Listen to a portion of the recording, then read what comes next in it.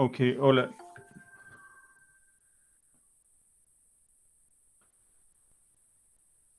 Em, ya.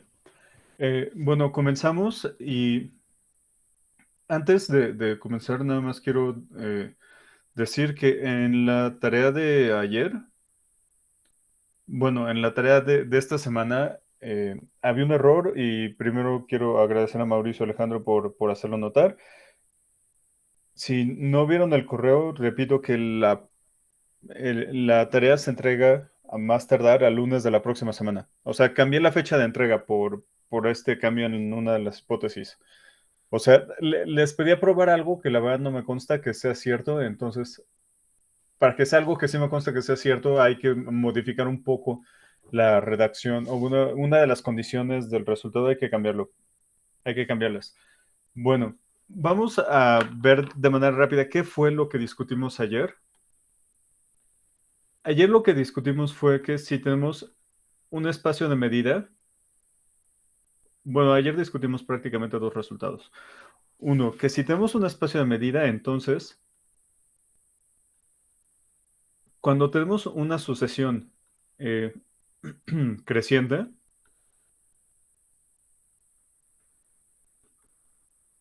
entonces, o sea, todos son conjuntos medibles, o sea, pertenecen a nuestra sigma álgebra.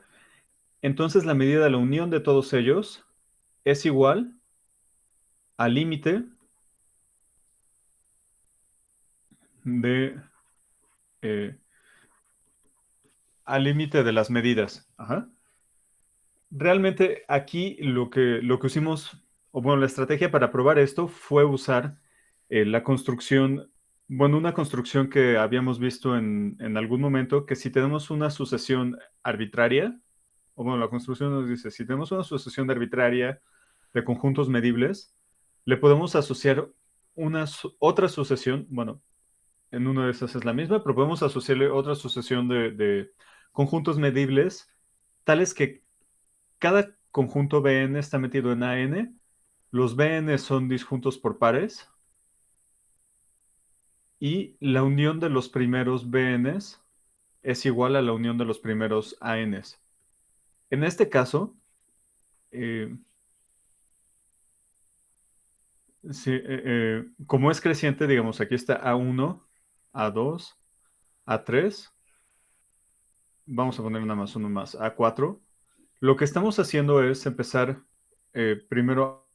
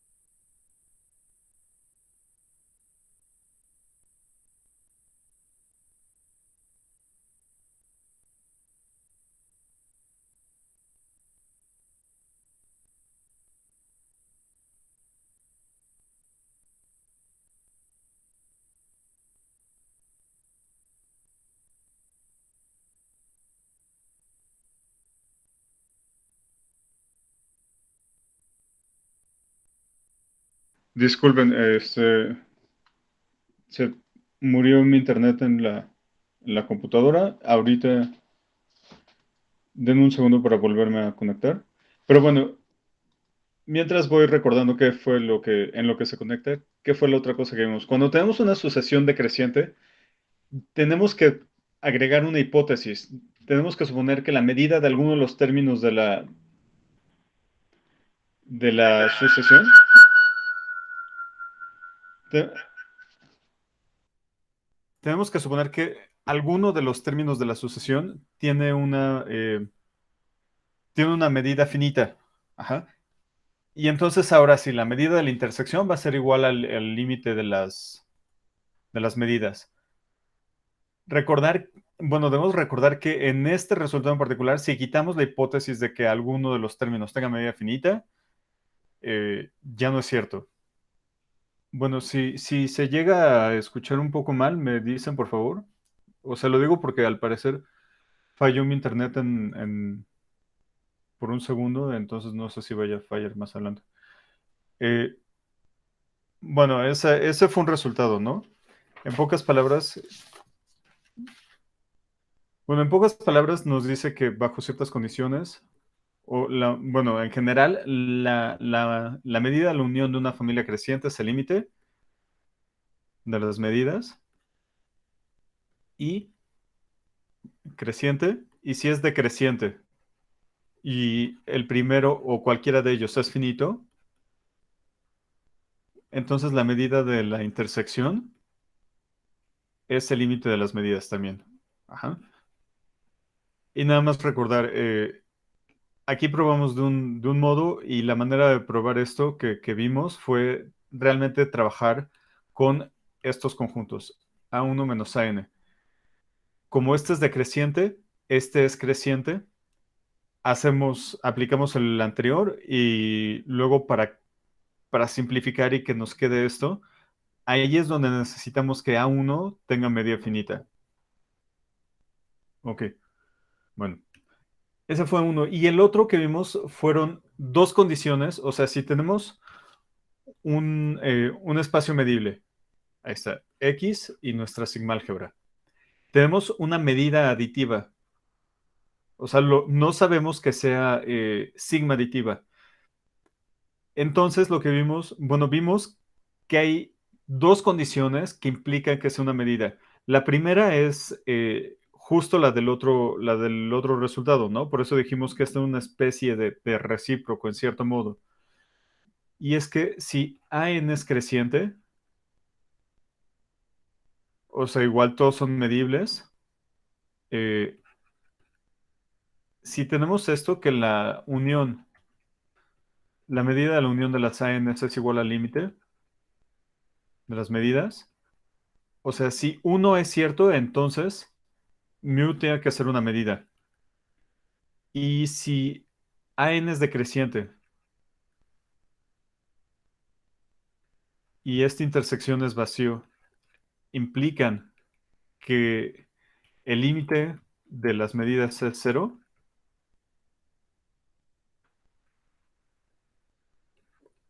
O sea, si esta condición se cumple, entonces esta función tiene que ser una medida. Ajá. Ok.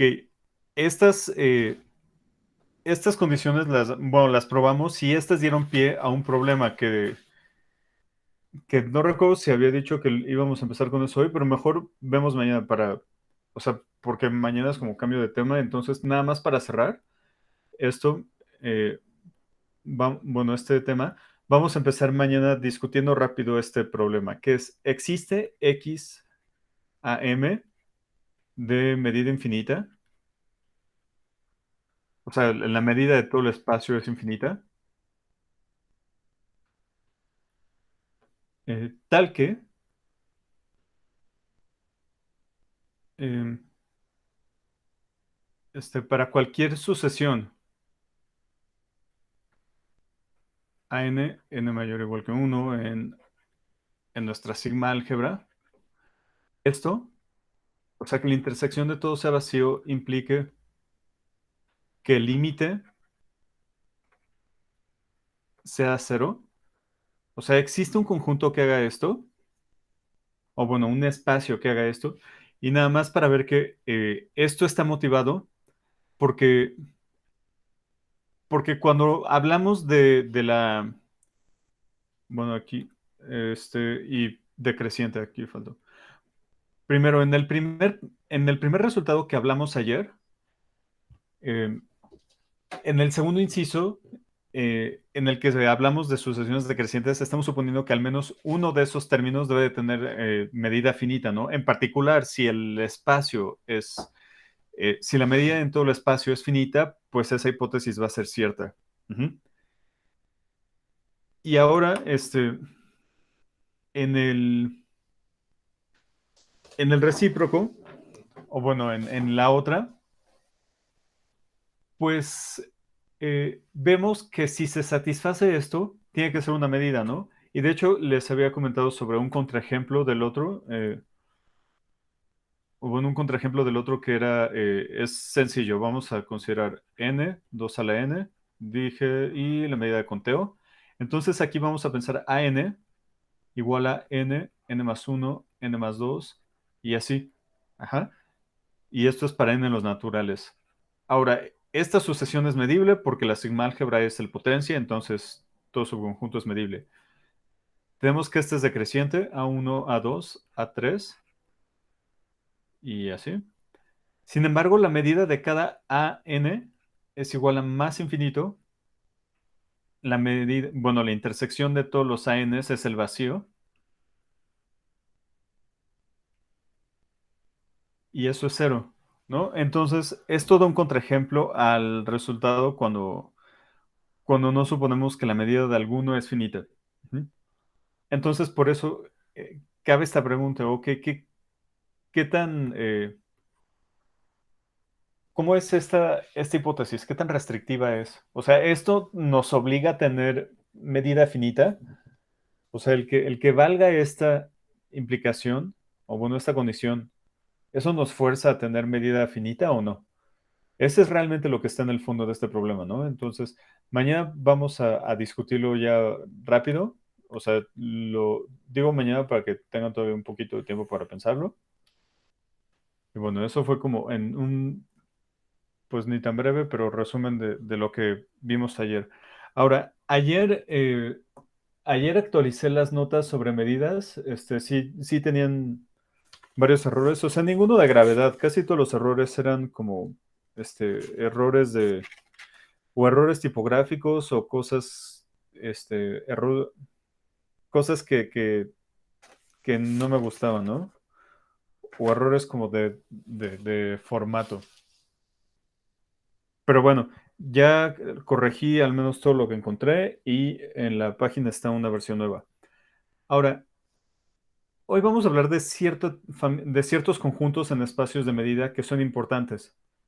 Bueno, es curioso porque por un lado son importantes, pero por otro lado, prácticamente la teoría que vamos a ver los ignora. Y estos son los conjuntos nulos o conjuntos de medida cero.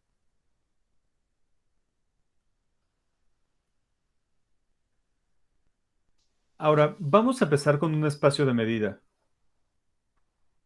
o sea, x, a, mu, un espacio de medida. Ahora,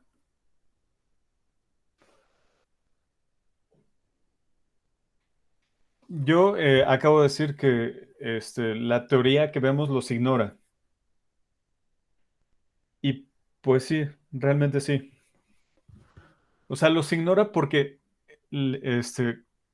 cuando trabajemos tanto con integrales como con condiciones, como con ciertas funciones y cosas así, generalmente vamos a decir que algo es cierto casi donde quiera. Ajá. Dicho de otro modo, lo que pasa en los conjuntos de medida cero no nos va a importar. Entonces, para poder tener un poco o bueno, para poder navegar un poco sobre bueno, con estos conjuntos o trabajar con ellos, o ver por qué los podemos ignorar, es necesario detenernos un segundo, de menos para establecer terminología. Entonces, definición, la familia de conjuntos mu nulos, la familia de conjuntos, ah, eso iba en verde, bueno, ya de modo, de conjuntos mu nulos es, aquí es una M de nulos, y son todos los conjuntos medibles, tales que la medida de A es cero, ¿ok? Ahora, en la hoja de esta semana, no recuerdo si es en no recuerdo si es en los ejercicios de práctica o en la ayudante. Yo creo que son en los de práctica, porque la verdad está fácil. O sea, es un ejercicio nada más de ver las definiciones. Van a ver que este conjunto tiene cierta estructura. Ajá. Por ejemplo, ¿qué pasa si unimos dos nulos? Y no nos va a importar si son, si tienen medida, perdón, no, los dos tienen medida cero, ¿no? Pero no nos va a importar si son disjuntos o no. Vamos a unir dos conjuntos nulos. Entonces, la medida de ellos eh, es menor o igual que la suma de las medidas, ¿no? Aquí estoy utilizando un problema que vieron con Alejandro, que vieron en general, si tenemos una sucesión de conjuntos medibles, la medida de la unión es menor o igual que la serie de las medidas. Ahora, aquí estamos tomando cualesquiera, lo que yo estoy haciendo es, ok, tomo dos elementos de mi sigma álgebra y todos los demás los pongo igual al vacío, entonces el lado izquierdo se convierte en esto y el lado derecho se convierte en esto porque la medida del vacío es cero. ¿Ok? Bueno, entonces si A y B son nulos, tenemos esa desigualdad, pero la medida de A es cero y la medida de B es cero. Entonces la medida de A unión B es cero. Ajá.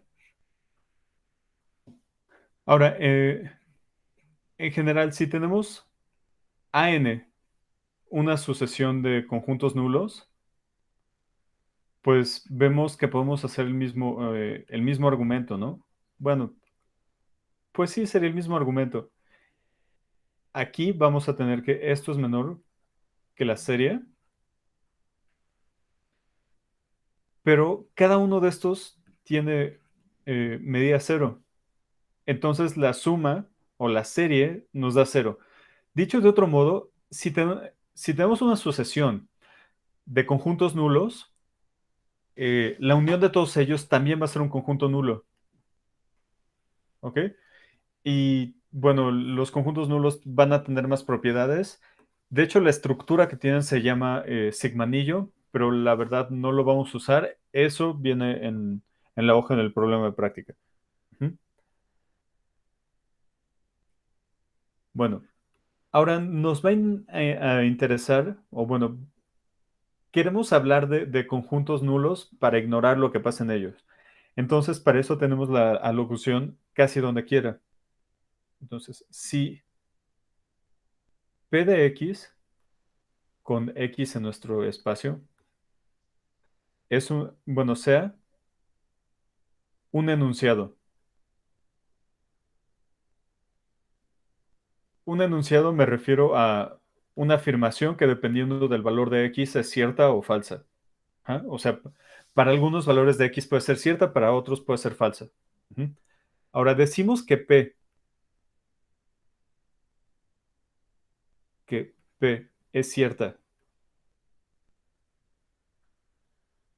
casi donde, bueno, mu casi donde quiera, mu casi donde quiera, o mu casi siempre.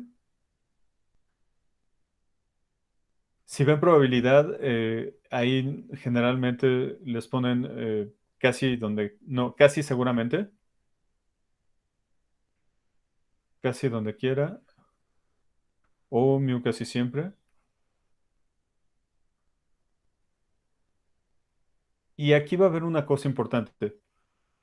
Eh, es mu casi donde quiera o mu casi siempre es cierta si existe un conjunto nulo tal que el conjunto en donde la proposición es falsa está contenido en n. Quiero señalar que esto es importante, o bueno, que la existencia de este conjunto es importante porque estrictamente la proposición es falsa, puede no ser medible. Y bueno, vamos a ver un ejemplo chiquito para mostrar eso. Ahora, tomemos un ejemplo. Tomemos este ejemplo.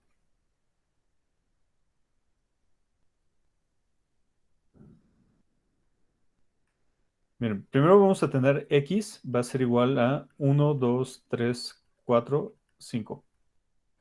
Este es nuestro. nuestro espacio. La sigma álgebra va a ser el vacío, el uno, el 2, 3, 4. Ahora, hubo un ejercicio en una ayudantía en donde les pedía poner eh, todas las sigma álgebras de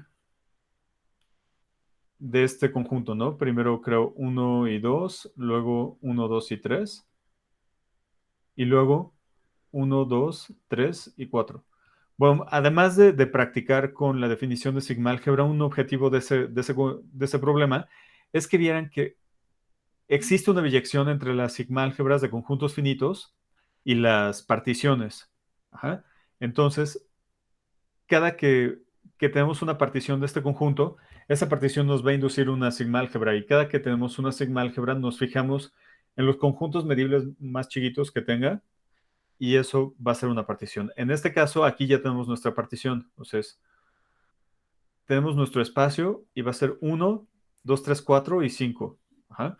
Entonces, para terminar a nuestra sigma álgebra, eh, vamos a considerar las uniones de ellos. O sea, nos va a quedar uno, 2, 3, 4, 2, 3, 4. El 2, 3, 4, 5. 2, 3, 4, 5. Ah, bueno. Y nada más para saber cuántos son. Pues realmente cuando trabajemos en nuestra sigma álgebra, esto se va a ver como un conjunto, ¿no? Ya no lo podemos partir en conjuntos medibles más chicos, ni esto ni esto. Entonces realmente sería como una especie de sigma álgebra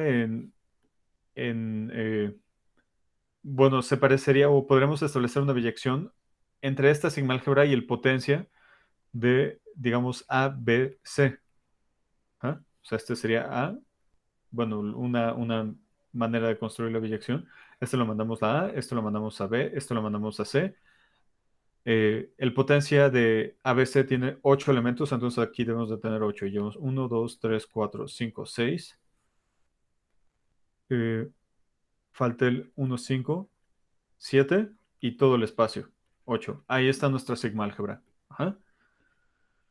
Ahora, para la medida, veamos, si tenemos un elemento de nuestra sigma álgebra, lo tenemos que escribir con una unión de estos tres elementos, ¿no? O bueno, si no podemos, pues es el vacío. Pero por ejemplo, si tenemos este de aquí, pues es unión de este y este, unión disjunta. Si tenemos a todo el espacio, lo podemos escribir como unión disjunta de todos estos.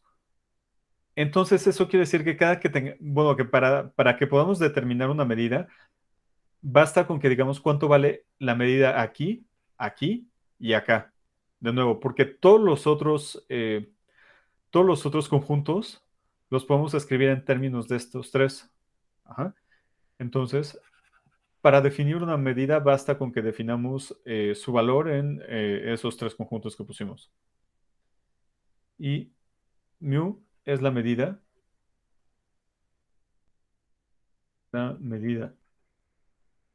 inducida por,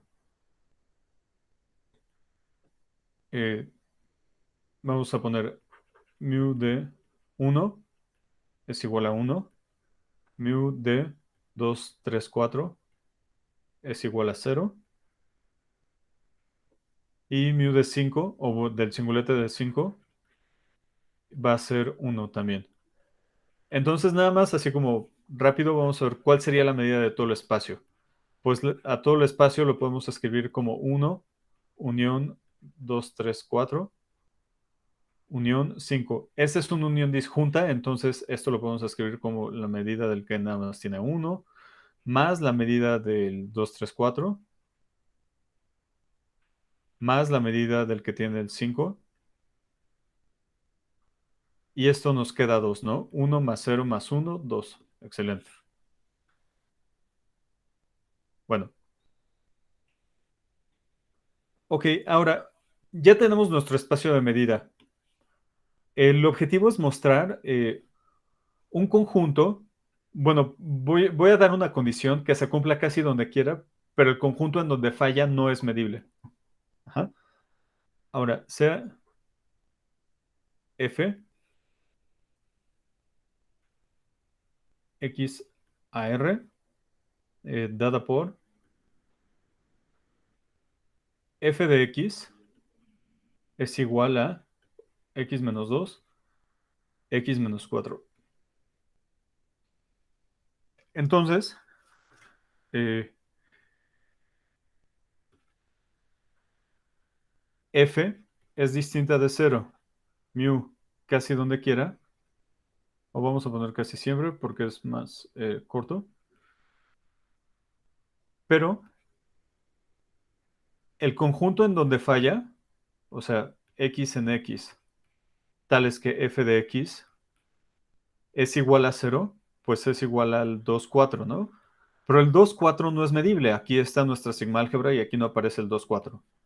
¿Ok? Bueno, y ahí acaba el ejemplo. Este, ahora veamos nada más un comentario sobre el ejemplo, no sobre lo que está diciendo, sino como sobre el ejemplo como construcción. Veamos que, pues la verdad es un ejemplo muy sencillo, ¿no? O sea, nuestra sigma álgebra es chiquita, tiene 8 elementos. La medida también es bastante simple.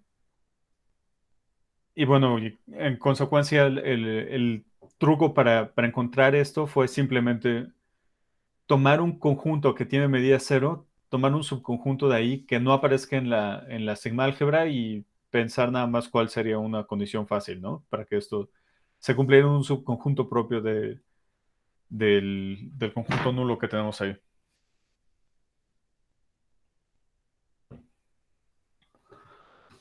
Ok, lo que quiero que vean es que esto es, el que sea un ejemplo chiquito o finito, no es, bueno, no es nada más para, para que tengan algo más manejable, ¿no?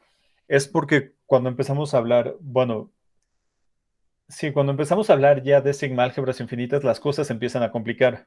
Ajá,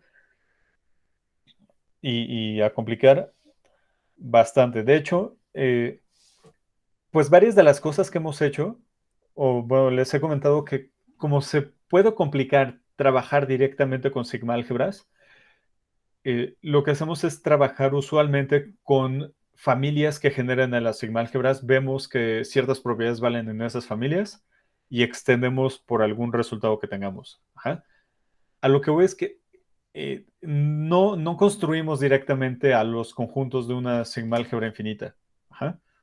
De hecho, para que, para que vean cómo se complica el asunto, voy a recordar algo que comenté aquí. Habíamos dicho que si tenemos,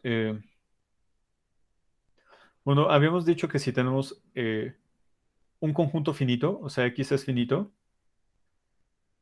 o sea, esto no pedí que lo probaran,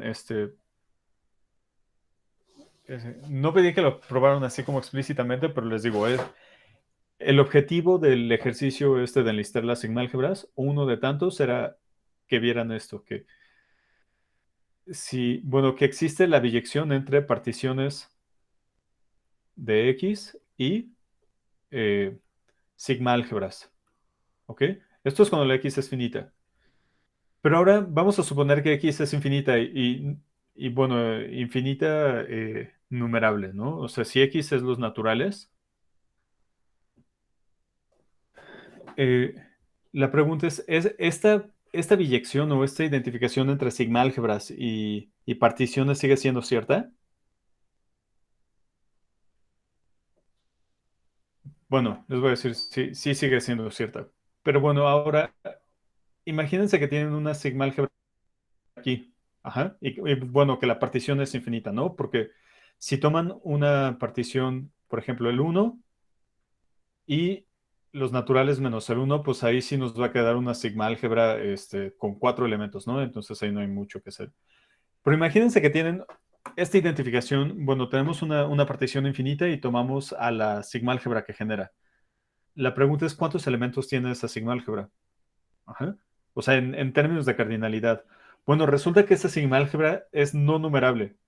Dicho de otro modo, cada que tengamos una sigma álgebra infinita, va a ser no numerable. ¿Ok? Entonces eso ya nos está diciendo que la manera o el paso de pasar de álgebra a sigma álgebra en el contexto infinito pues sí está haciendo cosas no triviales. Ahora, el que diga que se complique y que le tratamos de dar la vuelta por varios lados, no significa que no haya gente que no le haya interesado este problema y que haya avanzado mucho en ese camino, o bueno, desde esa perspectiva. Eh, hay, bueno, en las notas que tengo aquí al lado, no me aparece eh, la referencia, pero bueno, hay un libro que se llama Teoría Descriptiva de Conjuntos, por si a ustedes les interesa aprender algo desde esa perspectiva. Ajá. Aquí no lo vamos a hacer. De hecho, la idea, o bueno, parte de la filosofía es construir, de nuevo, tener resultados que nos permitan darle la vuelta a la construcción directa o explícita de conjuntos medibles. Ajá. O bueno, más que de conjuntos medibles, de le vamos a dar la vuelta a describir explícitamente a los elementos de la sigma álgebra. Ajá. O sea, nada más vamos a trabajar con familias generadoras y a partir de ahí o de otras estrategias vamos a probar que las cosas sirven para una sigma álgebra en general. Ahora, una de esas estrategias es un resultado muy importante que se llama el lema de las clases monótonas de Dynkin. Ujú. Eso es clases monótonas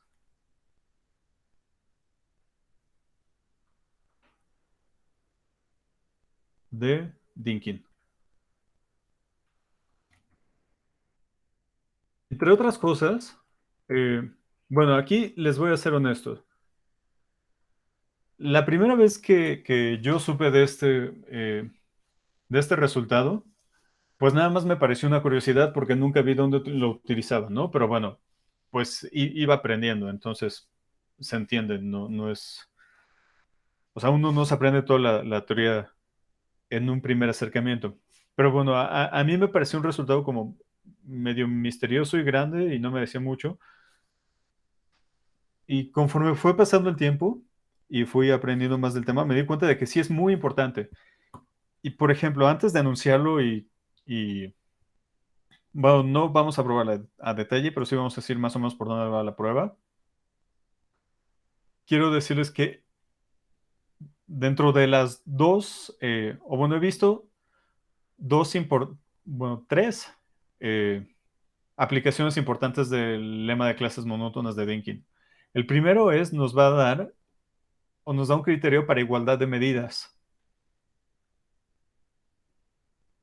Ajá. O sea, si tenemos un espacio medible y tenemos dos medidas, nos da condiciones bajo las cuales esas medidas van a ser iguales.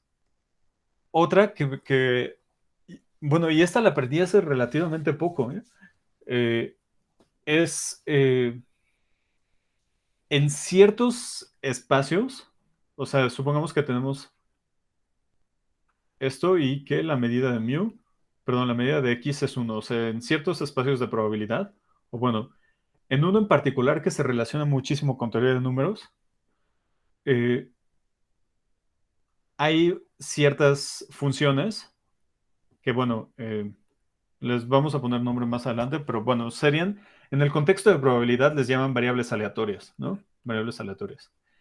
Entonces, lo que hacen en un texto que leí hace relativamente poco fue probar que ciertas variables aleatorias son independientes e idénticamente distribuidas. Bueno, son independientes, la distribución idéntica.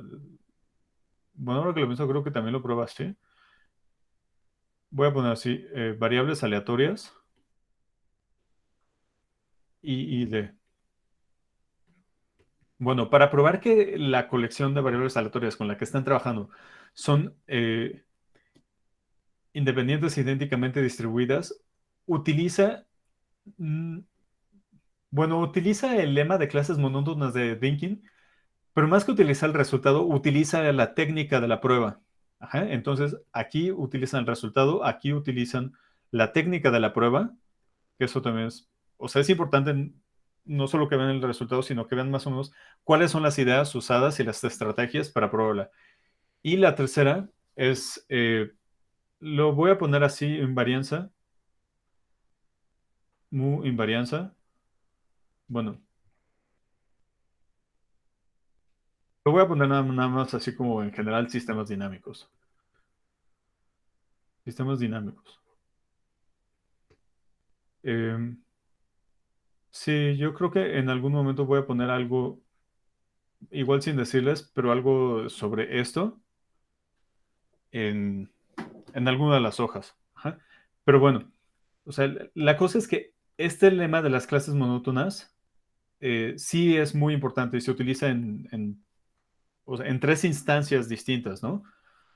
Y de nuevo, lo que hace o el objetivo es que vamos a tener una propiedad que vale para cierta familia de conjuntos y estas familias de conjuntos van a tener una estructura suficientemente buena como para que podamos concluir sobre la sigma-álgebra que generan. ¿Ok? O sea, es una de esas técnicas que nos va a permitir darle la vuelta a lidiar directamente con la construcción explícita de los elementos de sigma-álgebra, sobre todo infinitas. Ahora, para esto vamos a necesitar eh, algo de terminología. Bueno, nada más si les interesa esto, es por series de Lurot. O sea, es una manera de representar los números reales. Bueno, y ya lo borro porque si no me distraigo con estas series de Lurot. Bueno, vamos a empezar con un conjunto disjunto, perdón, un conjunto no vacío. ¿Eh? Sea X no vacío. Ahora, una familia es un D-sistema. Una familia D es un D-sistema.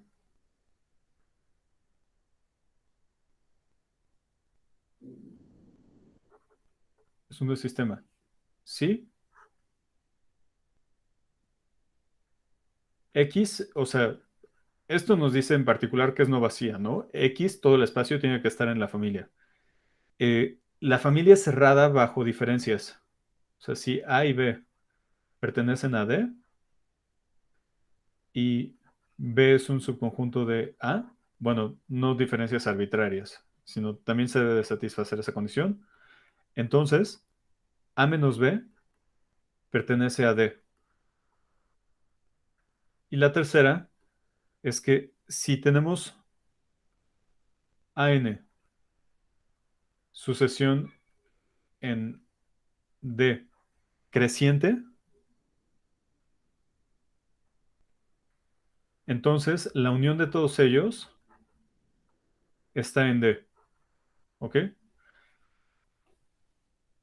Bueno, si ven, es otra familia de conjuntos u otro juego de condiciones similares a lo que habíamos dicho para sigma álgebra, álgebras en general, nada más.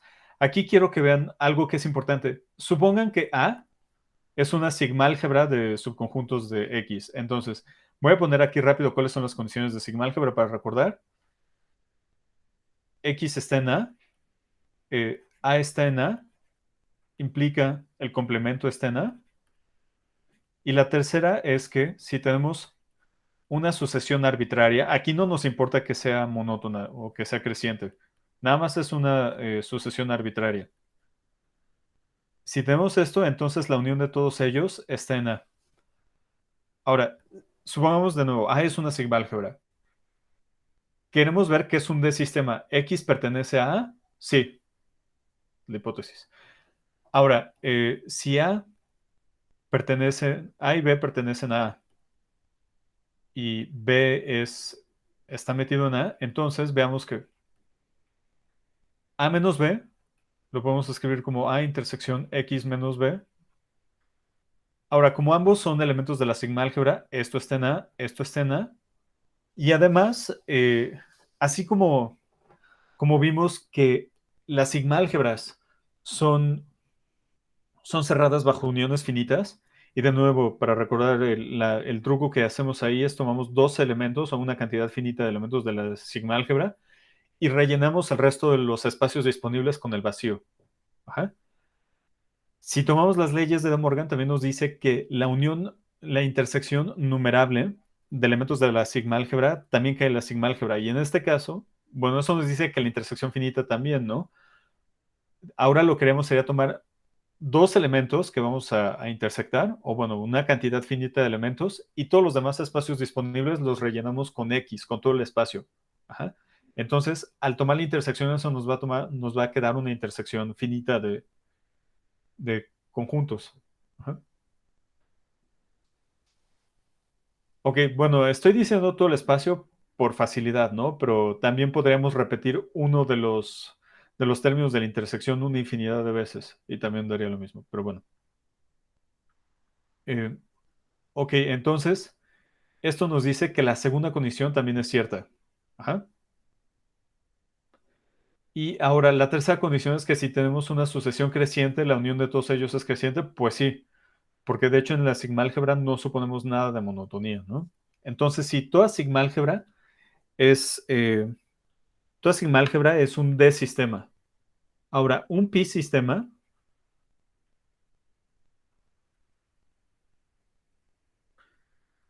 es una familia,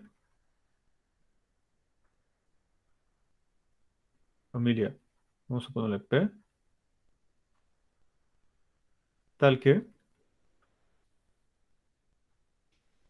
la primera es que P es no vacío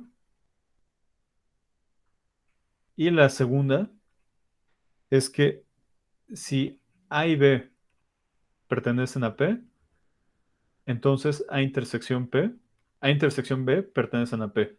O sea, esta es más sencilla, ¿no? Nada más pedimos que sea no vacío y que sea cerrado bajo intersecciones. Ahora vamos a ver algunos ejemplos rápidos. Eh, Igual, como queda poco tiempo, no vamos a ver a detalle las comprobaciones o las verificaciones, pero bueno, vamos a ver vamos a ver los ejemplos. El primero es, toda sigma álgebra es un D-sistema. Bien, toda sigma álgebra es D-sistema. Ok, esto ya lo vimos y no hay que, o sea, es un buen ejercicio porque nos obliga a trabajar con la definición de sigma álgebra, ¿no? Pero bueno, no es particularmente sorprendente eh, en vista de que cuando hablamos de sigma álgebras, prácticamente todas las operaciones que sabemos de conjuntos valen ahí, ¿no? O sea, siempre y cuando mantengamos todo numerable, las operaciones que conocemos ahí van, bueno, la sigma álgebra va a ser cerrada bajo estas operaciones, ¿no? Complementación, intersección y unión. Ok. eh, Ahora, este es un poco más interesante. Vamos a suponer que XA es un espacio medible, un espacio medible,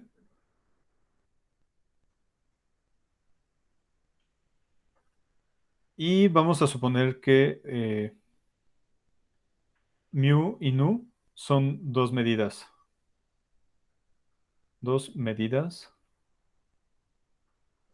en A, tales que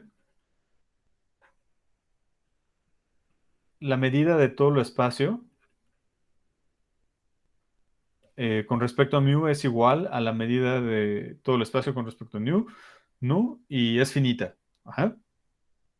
Ahora, igual quiero que observen, en particular, si estas dos, o sea, si la medida de todo el espacio con respecto a ambas medidas es uno, esto se satisface, ¿no? Ok, entonces, aquí lo que decimos es que la colección, vamos a ponerle S, que va a ser X, pero no X. Todos los conjuntos medibles A en A, tales que las medidas coinciden,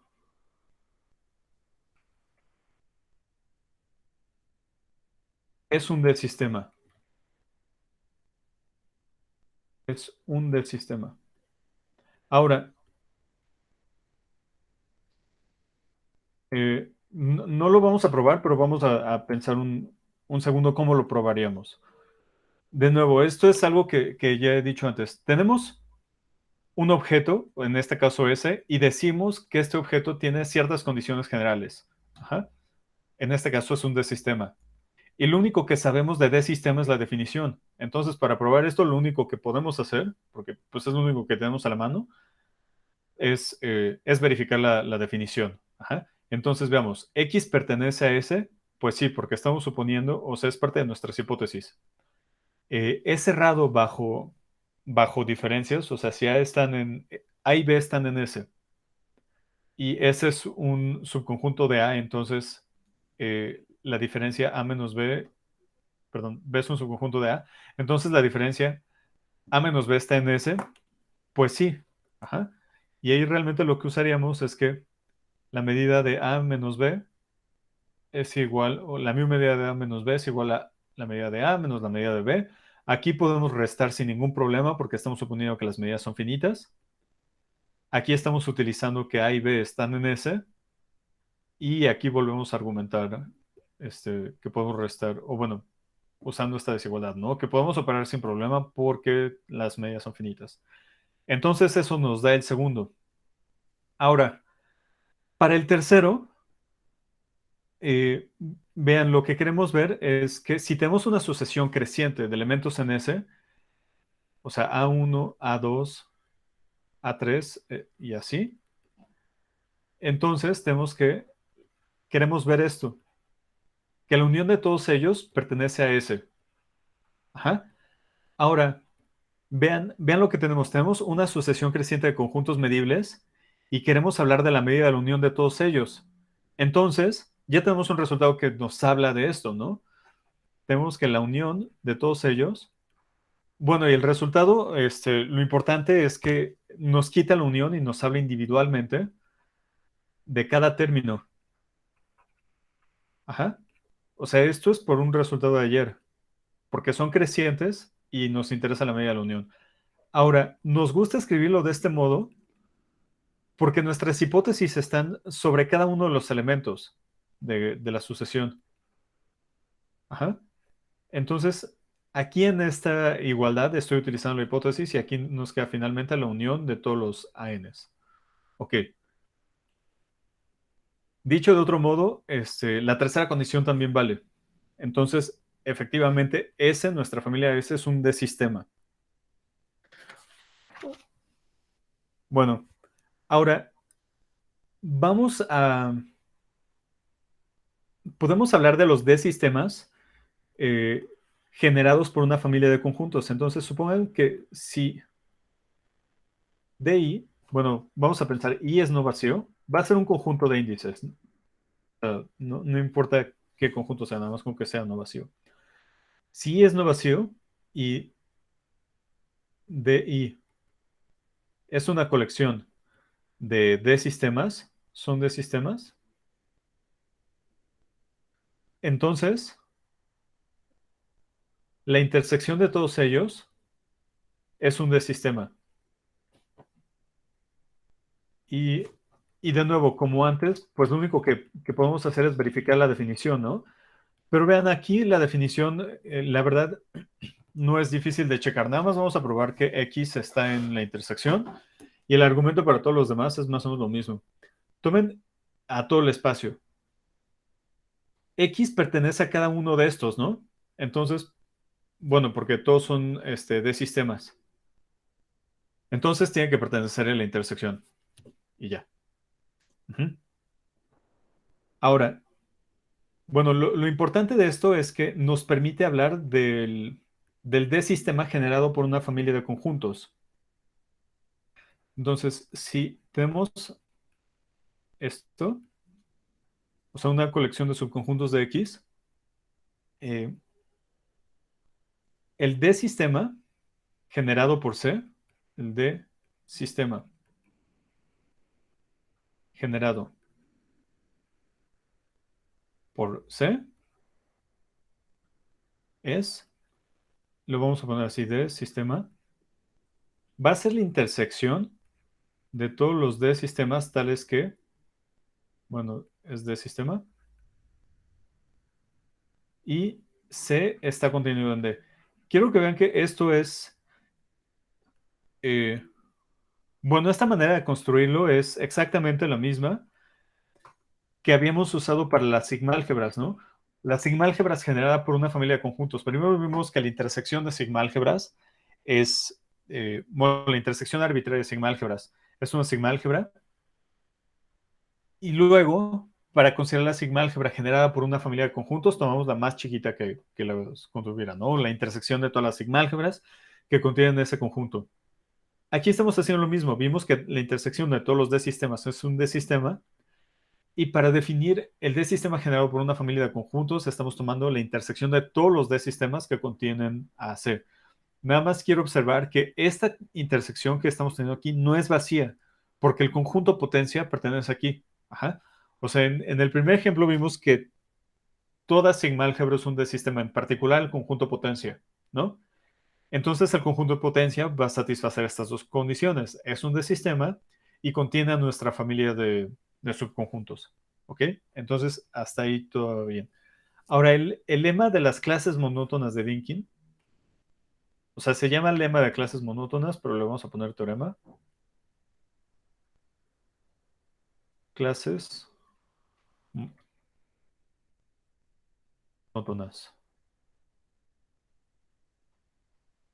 Es, eh, si C es un pi-sistema, o sea, es una colección no vacía y cerrada bajo intersecciones, es un pi-sistema. Entonces, eh, la sigma álgebra generada por C es igual a la sigma, perdón, al D sistema generada por C. Ajá. Ahora, nada más quiero que vean una cosa. Hay una contención que es obvia, ¿no? Imagínense que tenemos a la sigma álgebra y al D sistema, ¿ok? Eh, pues toda sigma álgebra es un D sistema, entonces el D sistema mínimo que contiene a C tiene que estar contenido en la sigma álgebra. Dicho de otro modo, esta contención la tenemos casi casi sin pensar, ¿no? Nada más agarrando todas las definiciones, juntándolas y ahí sale. Ok, ahora, en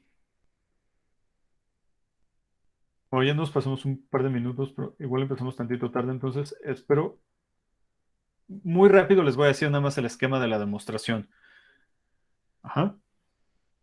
Eh, Primero, vamos a considerar un lema. Esto igual ya, eh,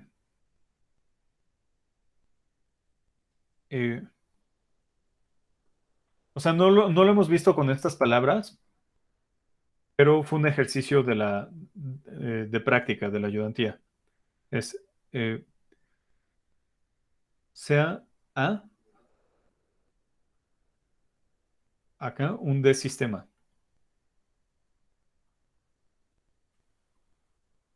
Si A es un álgebra, si A es álgebra,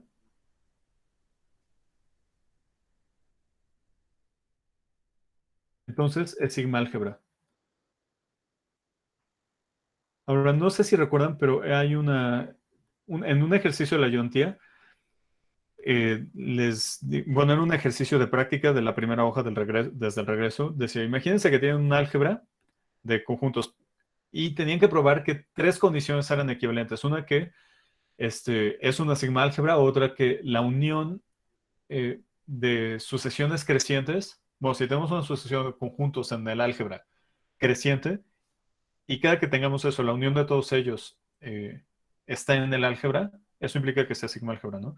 Y la otra condición es que la unión de conjuntos disjuntos está en el álgebra, ¿ok? Entonces, utilizando ese ejercicio se prueba este lema. Pero ahora, lo importante o bueno, lo que... Ah, vaya. Ah, sí. Este, una manera de probarlo, o bueno, la manera de probarlo, de probar este lema de las clases monótonas es este. Vean, vamos a tomar, ok, es en dos partes. Primero, eh, hay que ver, vamos a poner dem del teorema. O sea, lo que me importa o bueno, lo importante de la estrategia del teorema de Dynkin es que se ve en dos partes. Ajá. O sea, va como en dos pasos. Hacemos dos iteraciones del mismo argumento. ¿Ok? Entonces vamos a tomar, eh, bueno, aquí realmente lo que hacemos es, tomamos un elemento en nuestra, nada más, vamos a ser un poquito más ordenados, ya sé que el tiempo está encima. Lo que hemos visto era esto, ¿no? Esto lo comentamos que sucede en general. Esto ya está. Entonces queremos probar que la sigma álgebra está contenida en eh, DDC. Ajá.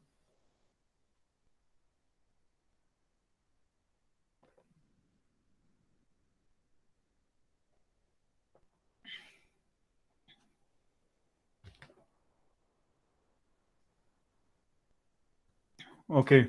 Mm, bueno, este, como ya está el tiempo encima, como que creo que por tratar de ir rápido me voy a trabar un poco. Entonces, mañana vamos a empezar viendo con un poco más de calma la, la demostración del teorema de Dynkin. O sea, igual, sin meternos a tantos detalles, porque lo que hay que hacer realmente es toman un conjunto y le definen una familia. Ajá.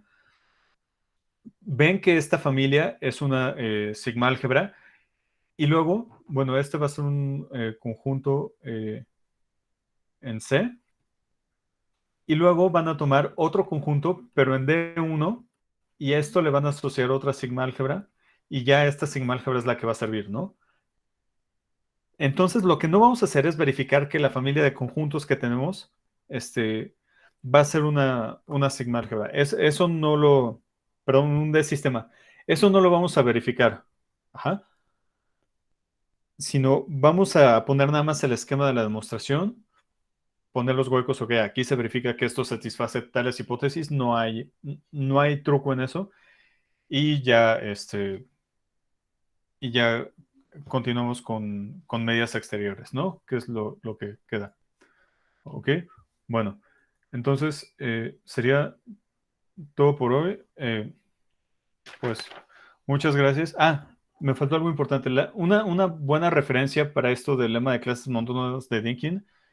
eh, bueno, la exposición me estoy basando mayormente ahorita en el libro de Kohn, pero también creo que vale muchísimo la pena leer el trabajo que tiene Resnick ahí. Ajá. O sea, él es un poco más detallado que Kohn en su manera de explicarlo, trae más ejemplos. Entonces, echen un ojo también a ese, el del Probability Path de Resnick. Ujú. Bueno, pues es todo por mi parte. No sé si tengan alguna duda.